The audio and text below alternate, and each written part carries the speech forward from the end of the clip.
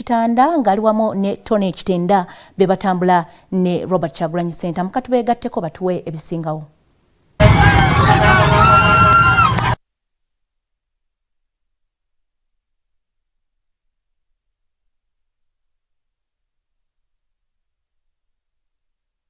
Sigadde ennaku 5 zokka okutuuka kulonda kwa bonna okw'omwaka 2026 wetwogerera enkambi eno gyendimu era gye natandika nayo ng'ennaku z'omwezi 29 omwezi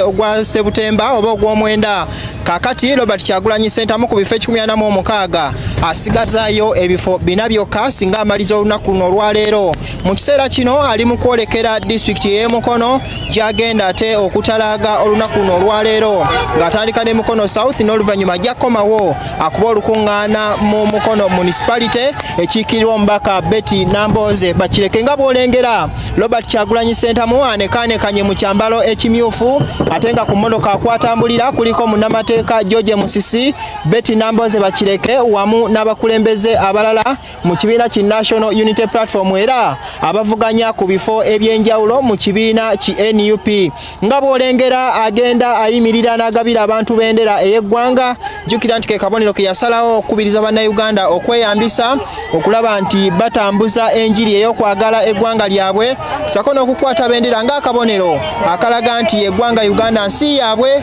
mpawo omuntu yenna abalinako obuyinza kubagaana kukozesa bendera wabula wabadde yakasimbula okuva mu maka ge wali Emagere abantu ab'enjawulo abawagizi okuva mu kibiina ki NUP naddala mu kitundu eky'Emukono bajjidde ddala ku maka ge era agenza okufuluma geeti nga ku bbo kwakuba amaaso babadde basimbye erudda n'erudda olwo ye n'ayita wakati n'ababoodaboda okuva mu disitulikiti y'Emukono nabo bamunoonyeeko era kasita atuuse ku kkubo ng'avudde wakaawe bwe batyo ne bazikumamu ne batandika okumugoberera wabula bw'atuuse munisipaali ey'Ekira poliisi ebadde erina weetegedde n'ebalagira okukwata ekkubo eddala ate naye n'emulagira okukwata ekkubo eddala olwo n'ekidiridde kwe kuba omukka ogubalagala mu bawagizi be ababadde batambulira ku boodabooda era mu kiseera kino boodabooda z'olabako ntono nnyo ku ezo ze yasimbudde nazo okuva wali mu maka ge Magere olw'ensonga nti poliisi egenda ekuba omukka ogubalagala abawagizi be newankubadde nga